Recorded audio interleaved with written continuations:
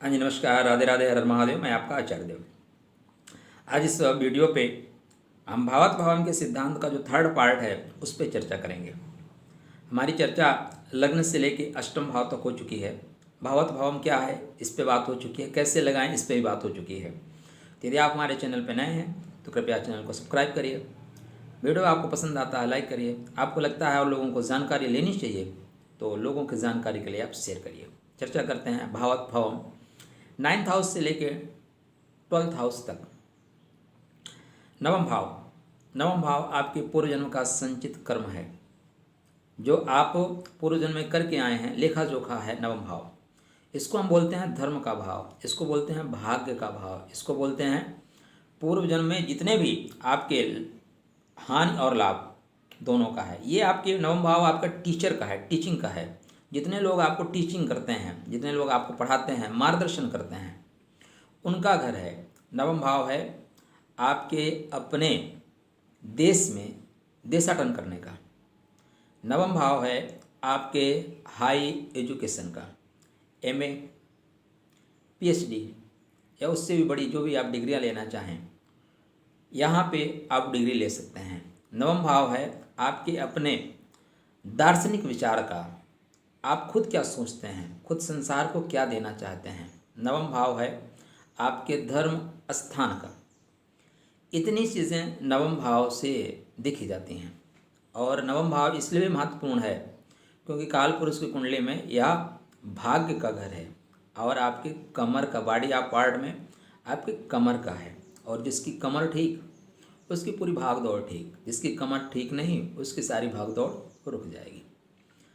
तो नवम भाव से पंचम भाव, नवम से नवम माने पंचम, धर्म का भाव है। कुंडली में 3 भाव जो होते हैं धर्म के होते हैं, लग्न, पंचम, नवम। और ये तीनों मित्र होते हैं। आप कोई भी कुंडली उठा के देख लीजिए, किसी भी लगन की कुंडली उठा के देख लीजिए, जो लग्नेश होगा पंचमेश और नवमेश उसके मित्र ही होंगे। अगर मेष लगन की कुंडली देखेंगे तो लगन का मित्र पंचम भाव में सूर्य होगा और नवम भाव में गुरु होंगे।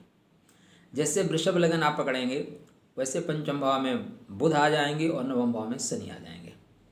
तो लग्नेश अपने मित्र को ही पंचमेश और नवमेश बनाता है। ये परमात्मा का एक थाट है। अब नवम की पूर्णता पंचम में जाके होगी, शास्त्र ये कहता है। भावत भावम का सिद्धांत ये कहता है कि नवमेश की पूर्णता या नवम भाव का पूर्ण फल जानने के लिए आपको पंचम भाव देखना होगा। सिर्फ पंचम भाव ही नहीं देखना होगा, पंचम भाव में बैठे हुए ग्रह और पंचमेश की स्थिति, पंचम भाव का स्वामी कहाँ बैठा है उसको भी देखना पड़ेगा। क्यों देखना पड़ेगा? पंचम भाव किसका है? आपका उदर का है। पंचम भाव आपके माध्यमिक एजुकेशन का। अगर आपकी माध्यमिक एजुकेशन है ही नहीं या अच्छी नहीं है तो हायर एजुकेशन आप बहुत अच्छी नहीं ले पाएंगे, या अगर है ही नहीं तो नहीं ले पाएंगे। तो ये मध्य है, आपके ईष्ट का है। नवम भाव आपके जहाँ धर्म का है वहीं आपका पंचम भाव आपके ईष्ट का है। पंचम भाव आपके बुद्धि का है, चातुर्य का है। अब जिसके अंदर बुद्धि और चतुरता का अभाव रहेगा वो बहुत हाई एजुकेशन नहीं ले पाएगा, या उसकी अपनी कोई फिलॉसफी नहीं होगी, उसका कोई अपना खुद का दर्शन नहीं होगा, कोई उसके बहुत अच्छे थाट नहीं आएंगे जो समाज के लिए, इस जगत के लिए या जहाँ पे हैं वहाँ के लिए उपयोगी हों। तो नवम भाव जो कि विगत जन्म का आपका कर्म होता है और पंचम भाव विगत जन्म का शेष अवशेष होता है, अवरोध जो होता है, कष्टम होता है। तो दोनों को अगर देखें तो एक दूसरे के अवरोध में आते हैं, लेकिन इस जन्म में एक दूसरे के सपोर्ट में आ जाते हैं क्योंकि दोनों संचित हैं, दोनों आपके बैंक में जमा हुई पूंजी है। तो ये एक दूसरे के पूरक करते हैं। आपका इष्ट अगर आपको धर्मोन्मुख बना सका, आपकी बुद्धि अगर आपके धर्म का अनुसरण कर सकी, आपका नवमेश अगर आपकी बुद्धि का साथ लिया, आपका नवमेश आपके इष्ट के अनुसार चला, तब आपके जितने भी संचित पुण्य कर्म हैं उनका सारों का उदय हो जाएगा। नवम भाव यह भी बताता है कि आपका भाग्य कितना प्रबल है। आपकी भाग्य की स्टार्टिंग आपके जन्म के साथ ही होगी या जन्म के एक अवधि के पश्चात होगी, इसमें पंचमेश का जो युग्म है वो मणिकांचन संयोग है। अगर नवमेश पंचमेश कहीं भी कुंडली में एक साथ बैठ गए मित्र के घर में, तो आपका पूर्व जन्म का जो संचित पुण्य कर्म है आपके पैदा होने के पश्चात ही तत्काल चलना शुरू कर देगा। नवम भाव का स्वामी खष्टम में, अष्टम में, द्वादश में बैठा है, तो संघर्ष के उपरांत ही आपको अपने पूर्व जन्म के संचित पुण्य कर्मों की प्राप्ति हो पाएगी। यहीं पे पंचमेश और नवमेश कहीं से दृष्टिपात कर लें, दृष्टि संबंध बना लें, तो ये कहते हैं कि आप अपने बुद्धि बल से या गुरुजनों के आशीर्वाद से, एक दूसरे के सहयोग से आप अपने भाग्य को जगा सकते हैं। तो ये था नवम पंचम। अब मेरा अपना मानना है कि भावत भावम सिद्धांत के साथ साथ उस भाव से उस भाव तक, तो तक में क्या है, आप का पूर्वजन्म का संचित जो पुण्य है वो कब फलित होगा। नवम भाव के जस्ट बगल में द्वितीय भाव है और दसम भाव है। द्वितीय दसम भाव माने कर्म। कर्म करने के पश्चात ही आपका भाग्य भाव जगित होगा, क्योंकि कोई भी जो दूसरा घर होता है वो उस भाव को, उस भाव का मान होता है, उस भाव का दाम होता है, उस भाव की मूल्य वृद्धि का होता है। तो नवम भाव की मूल्य वृद्धि कहाँ हो रही है? दसम भाव में। तो दसम भाव किसका है? कर्म का। कर्म के द्वारा आप अपने भाग्य को जगा सकते हैं। लाभ का भाव, कर्म से आपके भाग्य से तृतीय है। पराक्रम ही आपको लाभ देगा, पराक्रम ही आपको लाभ देगा। व्यय भाव नवम से चतुर्थ है। आपके धर्म का सुख यही है कि आप मोक्ष के मार्ग को प्रशस्त करें। आपके धर्म को सुख तभी मिलेगा जब आप अपने मोक्ष के मार्ग को प्रशस्त करें, इसीलिए नवम से चतुर्थ है। नवम से पंचम लग्न। आपका प्रेम यही है कि आप अपने शरीर को सुव्यवस्थित रखें, शरीर को निरोगी रखें, क्योंकि नवम का पंचम है। भाग्य का प्रेम आपका शरीर, शरीर माध्यम खलु धर्म साधन। नवम से खष्टम द्वितीय है। अब धर्म के मार्ग में आपका अपना कुटुंब, आपके अपने परिवार, और द्वितीय से अष्टम नवम है। नवम से खष्टम द्वितीय है और द्वितीय से नवम, द्वितीय से अष्टम नवम है।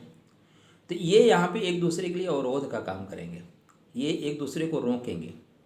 लेकिन नवम से सप्तम पराक्रम है, माने पराक्रम के द्वारा ही आपके भाग्य की वृद्धि होगी या भाग्य के दरवाजे खुलेंगे। नवम से अष्टम जो है वो चतुर्थ है, माने आपके भूमि भवन वाहन या घर या विलासिता आपको धर्म के मार्ग में अवरोध पहुंचाएगी। लेकिन नवम से नवम पंचम है, अर्थात विवेक के माध्यम से, अपने इष्ट के माध्यम से आप धर्म के कार्य साध सकते हैं। ये था भाव से भाव तक। दसम से दसम, भावत भावम कहता है दसम से दसम। दसम भाव जो होता है वो आपके पिता का होता है। दसम भाव आपके कर्म का भाव होता है। दसम भाव हमारे एस्ट्रोलॉजर मानते हैं कि आपके नौकरी पेशा इत्यादि का होता है। दसम भाव आपके सरकार से ताल्लुकात, सरकार से संबंध को प्रदर्शित करते हैं। संसार में जितने भी तरह के कर्म होते हैं वो सब दसम भाव से ही देखे जाते हैं। तो दसम से दसम माने पिता का कर्म, पिता का कर्म। आपको बना बनाया रूट मिलेगा या आप रूट बनाएंगे। आप एक ऐसे प्लेटफार्म पे पैदा होंगे जहाँ से आपको बहुत इजीली सारी हाई क्वालिटीज़ अथॉरिटी मिल जाएगी, सारी सुख सुविधाएं मिल जाएंगी, या आपको संघर्ष करके नए प्लेटफॉर्म बनाने पड़ेंगे। ये दसम से दसम का स्वामी बताएगा। आपके पिता का कर्म है दसम से दसम, तो आपके पिता अगर बेहतर किए हैं, एक अच्छा प्लेटफॉर्म बनाए हैं, तो आपको बहुत इजीली प्लेटफॉर्म मिल जाएगा। वहाँ से आपको ट्रेनें मिल जाएंगी जहाँ फटाफट यात्रा अपनी संपन्न कर सकते हैं। सप्तम भाव व्यापार का है। सप्तम भाव साझेदारी का है। सप्तम भाव सुख का सुख है, सुख का मूल है। इसलिए दसम से दसम देखना बहुत ही आवश्यक है। आपका व्यापार कैसे चलेगा, आप अपने कर्म में निपुण होंगे कि नहीं होंगे, आपके अपने पिता से संबंध कैसे होंगे, ये दसमेश और सप्तमेश दोनों की कंडीशन बताएगी। ये दोनों अगर युग्म हैं तो आप पैदा होते ही कुछ दिन के पश्चात ऐसे कर्म में प्रवृत्त हो जाएंगे जहाँ के रोजगार की गारंटी होगी, या आप पढ़ते हुए रोजगार करना शुरू कर देंगे। यहाँ का स्वामी आपस में एक्सचेंज कर ले तो आपके पिता भी बढ़िया जॉब करने वाले होंगे और आप भी बढ़िया जॉब करेंगे, या दोनों युग्म हो जाएं, या दोनों युग्म होकर सप्तम को या दसम को देखें, तो निश्चित रूप से पिता पुत्र दोनों आगे बढ़ने वाले होंगे। राज्य सरकार से अटैचमेंट होगा, आपको राज्य सरकार से फ़ायदा मिलेगा। अब ये आपके अपने पिता से संबंध हैं। अगर आपके अपने पिता से संबंध अच्छे हैं तो सप्तम भाव माने साझेदारी आपकी बहुत अच्छी चलेगी। आपके पिता से संबंध अच्छे हैं माने आपका दाम्पत्य जीवन भी बेहतर चलेगा। अब दसम से दसम तक, दसम से द्वितीय जो है लाभ का है, माने कर्म आप कैसा करेंगे। सप्तम व्यापार का है, एकादश लाभ का है। आपका सप्तमेश ये बताएगा कि लाभ आपको कितना होगा। जो पराक्रम है उसको व्यय के माध्यम से आपको रोकना है। आप बेवजह खर्च नहीं करेंगे, या खर्च करेंगे तो कहाँ कहाँ करेंगे, इस चीज़ को आपको देखना है। कर्म का जो सुख है वो आपका शरीर है, माने आप कर्म करें अपने शरीर को निरोगी बनाने के लिए, आप कर्म करें अपने बंधु बांधवों को पालने के लिए। इसीलिए द्वितीय जो है, द्वितीय भाव कर्म भाव से पंचम है।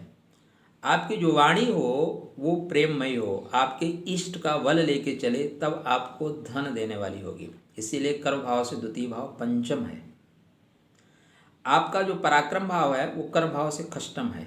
खष्टम का मतलब संघर्ष, संघर्ष से मुक्ति देने वाला। आपके जो पराक्रम की गति होगी वो इतनी तीव्र होनी चाहिए कि सारे संघर्ष तिरोहित हो जाए, सारे संघर्ष खत्म हो जाए। दसम भाव से जो सप्तम है वो सुख है, माने आपका कर्म ही आपके जीवन में सुख की परिणति को लाएगा। आपका कर्म ही सुख के मार्ग को प्रशस्त करेगा, सुख सुविधाएं आपको प्रदान करेगा। कर्म से अष्टम पंचम है, कर्म से अष्टम पंचम है। अष्टम क्या है, नवीन खोज का है, नई विचारधारा का है, नवीनता का है, शोध का है, गहराई का है। अब कर्म कहता है कि आपका जो कर्म हो वो इष्ट के साथ हो, जिससे आप शोध कर सके, गहराई ले सके, नई विचारधारा ले सके। संघर्ष कर्म भाव से नवम है, मतलब कर्म को संघर्ष प्रिय है, संघर्ष प्रेम है, या संघर्ष ही कर्म का भाग्य है। मतलब आप जीवन में संघर्ष करेंगे, जितना संघर्ष करके आप आगे निकलेंगे, वो जो राहें आप बनाएंगे वो आपके लिए बहुत सुगम होगी। संघर्ष ही कर्म का भाग्य है, मतलब संघर्ष के पश्चात ही कर्म आपका विस्तार को प्राप्त होगा। सप्तम दसम से दसम है, इसलिए दसम भाव की पूर्णता है, दसम भाव को यहाँ पे पूर्णता प्राप्त होगी। एकादश भाव, कुंडली में एकादश भाव की महिमा सबसे अलग है। कहते हैं कि लाभे प्रशस्ता सर्वे ग्रहा, लाभ भाव का स्वामी जहाँ पे बैठ जाए उस भाव के मूल्य को बढ़ा देता है, या लाभ भाव में जो ग्रह बैठ जाएं उनके मूल्य को लाभ भाव का स्वामी बढ़ा देता है। तो लाभ भाव आपके लाभ का है, बड़े भाइयों का है, बड़े मित्रों का है, आपके हाथ का है। और आप देखें तो ये जितने आपके किसी तरह से भी लाभ हो जीवन में, धर्म युक्त या और तरह से, मेज के ऊपर से मेज के नीचे से, सारे चीज़ों का जो योग होता है वो लाभ भाव से ही पता चलता है। कौन सी चीज़ें कहाँ कब कैसे मिलेंगी, कितनी अवस्था में मिलेंगी, प्रचुर मात्रा में मिलेगी, अल्प मात्रा में मिलेगी, इसको लाभ भाव ही बताता है। तो लाभ भाव की पूर्णता आपके जाके नवम भाव पे होती है। भावत भाव का सिद्धांत कहता है क्यों होती है, आपका जो लाभ होना चाहिए वो धर्म युक्त होना चाहिए। नवम भाव किसका है, धर्म का है। नवम भाव किसका है, आपके गुरुजनों का है, आपके टीचर का है, आपकी टीचिंग का है। तो अगर आप अपना लाभ टीचिंग के माध्यम से, मतलब बड़े लोगों के बताए हुए मार्ग के अनुसरण करते हैं या उनके बताए हुए मार्गों पे चल कर लाभ कमाते हैं, तो वो आपके लिए चिरस्थायी होगा। आपका जो लाभ होना चाहिए ना वो धर्मानुचरण होना चाहिए, धर्म के अनुकूल होना चाहिए। ऐसा ना हो कि अधर्म के द्वारा धर्म के द्वारा आप पैसा कमाएं। लाभ भाव में जितनी भी आप चीज़ें लाभ होंगी वो आपको नवम भाव बताएगा, क्योंकि भाग्य का है, पूर्व जन्म का संचित पुण्य कर्म है, पूर्व जन्म का बैंक बैलेंस है। जीवन में आप बहुत परिश्रम कर रहे हैं लेकिन लाभ नहीं हो रहा है, इसका मतलब नौमेश आपका कमजोर है। अगर नौमेश आपका मजबूत हो तो प्रचुर मात्रा में आपको लाभ होना सुनिश्चित है। इसीलिए लाभेश की पूर्णता नवम भाव को बताई गई है, क्योंकि जीवन में भाग्य एक बहुत बड़ी चीज़ है। भाग्यम फलित सर्वदा न विद्या न च पौरुषम, सिर्फ मेहनत कर लेने से कुछ नहीं होता। मेहनत करने के लिए तो वो कौम जो हैंड टू माउथ है बहुत मेहनत करती है, रिक्शा चलाती है, पत्थर तोड़ती है, लेकिन कुछ लोग ऐसी के रूम में बैठ के करोड़ों कमा रहे हैं। तो क्योंकि उनके लाभ को उनका एकादश माने नवम भाव सपोर्ट कर रहा है। और नवम भाव कैसे बनता है? पूर्व जन्म का संचित पुण्य कर्म। तो अगर पूर्व जन्म का संचित पुण्य कर्म आपको सपोर्ट कर रहा है तभी आपको लाभ होगा, नहीं आपका लाभ कोई और ले जाएगा। अब ये लाभ भाव से नवम भाव लाभ भाव तक माने एकादश तक, लाभ भाव से द्वितीय क्या है? व्यय। व्यय पे आप कंट्रोल करिए। आप कितना भी पैसा कमाते हैं, अगर व्यय पे कंट्रोल करना नहीं सीखते, व्यय इसका धन है, व्यय इसका मूल्य है। तो सबसे पहले क्या कहता है? अपने मूल्य पे कंट्रोल करो, मूल्य को संभालो, व्यय को संभालो। फिर बोलता है लाभ अगर आपको चाहिए ना तो पराक्रम करो। पराक्रम किससे? शरीर से। मेहनती बनो, आलसी मत बनो। लाभ का जो सुख है वो द्वितीय भाव है, आपकी पैतृक संपदा है, आपका परिवार है। तो बोलता है पैतृक संपदा, परिवार, इनका ध्यान रखो, इनको स्नेह दो, इनको अपनापन दो, यही तुम्हें आगे बढ़ाएंगे। लाभ का पंचम जो है आपके अपने अनुज हैं, आपके मित्र हैं। बोलता है मित्रों से प्रेम करो, अनुजों से प्रेम करो, ये तुम्हें लाभ दिलाएंगे, ये तुम्हें लाभ दिलाएंगे। लाभ से सप्तम जो है आपका पंचम है। बोलता है बुद्धि, लाभ की जो पूर्णता है, सप्तम भाव किसी भी भाव की पूर्णता को दर्शाता है। तो जो पूर्णता है बोलता है बुद्धि। बुद्धि परक कार्य करो। किसकी बुद्धि? इष्ट की बुद्धि। इष्ट से प्रेम करो, इष्ट बड़े लोगों की बुद्धि का उपयोग करो, अपने इष्ट का अनुसरण करो, वो जो तुम्हें बुद्धि हो देगा उससे तुम्हें लाभ होगा। अब खष्टम भाव सप्तम से एकादश से अष्टम है, एकादश से अष्टम आपके लाभ की मृत्यु कर सकता है। खष्टम भाव लाभ की मृत्यु, लेकिन अष्टम भाव क्या है? खोज का है। अष्टम भाव क्या है? गहराई का है। तो अष्टम भाव यहाँ लाभ भाव से कहता है तुम खोज करो, तुम गहराई करो, तुम संघर्ष करो। मैं संघर्ष हूँ, अगर तुम संघर्ष करोगे तो मैं गहराई से तुम्हें मोती ला के चुन कर दूंगा। सप्तम भाव लाभ भाव का नवम है, सप्तम भाव लाभ भाव का भाग्य है, ये साझेदारी का घर है। तो लाभ भाव बोलता है कि पंचम से तृतीय है। बुद्धि परक पराक्रम करो, बुद्धि परक पराक्रम करो, मैं तुम्हारे लाभ के मार्ग को खोल दूंगा। अष्टम, अष्टम जो है दसम है, मतलब कर्म है। अब अष्टम क्या कहता है? नवीनता के साथ काम करो, खोज करो, नई चीज़ें समाज को दो, नया सिद्धांत दो, नवीनीकरण लेके आओ। मैं तुम्हारे साथ हूँ, मैं तुम्हारे कर्म का विस्तार करूँगा। और अष्टम का जो आय है, अष्टम का जो मूल्य है वो नवम भाव है। इसलिए एकादश भाव की पूर्णता जाकर कहाँ होती है? नवम भाव में। एकादश से एकादश, ये भावत भावों का सिद्धांत कहता है। व्यय भाव, व्यय से व्यय तक, व्यय आप किसका करेंगे जीवन में? व्यय किसका करेंगे? व्यय भाव पे एक महत्वपूर्ण बात यह भी है कि व्यय है क्या? दरअसल व्यय आपका पूर्व जन्म ही है। पूर्व जन्म का जो आपका लगन है ना, वही तो इस जन्म में आपका व्यय भाव है। आप किन किन अवधारणाओं को लेके या किन किन इच्छाओं को लेके, किन किन दबी हुई इच्छाओं को लेके आप प्रकट हुए हैं, किन किन इच्छाओं की आप पूर्ति करना चाहते हैं इस संसार में आके, या कौन सी ऐसी वो भावनाएं शेष थी, ऐसे कर्म शेष थे, ऐसी अवधारणाएं शेष थीं जिनकी वजह से आपको जन्म लेना पड़ा, वो आपका व्यय भाव है। व्यय भाव आपके विदेश गमन का है, व्यय भाव आपके यात्रा का है, व्यय भाव आपके मोक्ष का है। तो व्यय भाव को सिर्फ व्यय भाव ना कह दिया जाए, ये मोक्ष का भाव है, ये शयन का भाव है। सप्तम से खष्टम का है ये, और खष्टम की परिपूर्णता का है। बच्चों से अष्टम है, प्रेम का अष्टम है ये, और द्वितीय भाव का एकादश है। इसलिए अगर आप विचार करेंगे तो व्यय भाव बहुत महत्वपूर्ण है। तो भावत भाव का सिद्धांत ये कहता है कि अगर व्यय की पूर्णता आपको जाननी है, व्यय आपका कहाँ कहाँ होगा, व्यय कितना होगा, इसके लिए आपको अपने एकादश को देखना पड़ेगा। अब एकादश का भाव का स्वामी जहाँ पे बैठा है उसी भाव से रिलेटेड आपको व्यय भी कराएगा। तो वीडियो हो रही है लंबी, और फिर चर्चा करेंगे किसी टॉपिक पे, लेकिन व्यय अपने आप में पूर्णता को लेकर बैठा हुआ है। व्यय किसका किसका होगा, ठीक है ना? वो व्यय कहाँ पे कराएगा, किसका किसका कराएगा? तो व्यय भाव का स्वामी जहाँ बैठा है उसका व्यय कराएगा, व्यय भाव का स्वामी जहाँ पे दृष्टि देता है उसका व्यय कराएगा। लाभेश की युति, लाभेश का जो व्यय है वो बताता है अपने से 12th जाके कि यहाँ यहाँ मैं व्यय कराऊंगा, यहाँ यहाँ आपके धन का या आय का व्यय होगा। तो व्यय की पूर्णता को जानने के लिए व्यय आप कितना कर पाएंगे। कुछ लोग होते हैं शादी में करोड़ों उड़ा देते हैं, कुछ लोग होते हैं शादी में बहुत सीमित कर पाते हैं। तो इसी को जानने के लिए आपके व्यय की पूर्णता होगी, आपको मोक्ष का मार्ग प्रशस्त होगा कि नहीं। व्यय की पूर्णता का मतलब क्या है, आपका पैसा ही व्यय हो ऐसा नहीं, क्योंकि व्यय से सप्तम भाव संघर्ष है। आपके संघर्ष का व्यय होगा, आपके रोग का व्यय होगा, आपके ऋण का रिपू का व्यय होगा, और आपके कर्मों का भी व्यय होगा, क्योंकि कर्म से द्वितीय लाभ है। अगर आप इतनी चीज़ों का व्यय कर पाए तब मोक्ष का मार्ग आपके लिए प्रस्तुत है।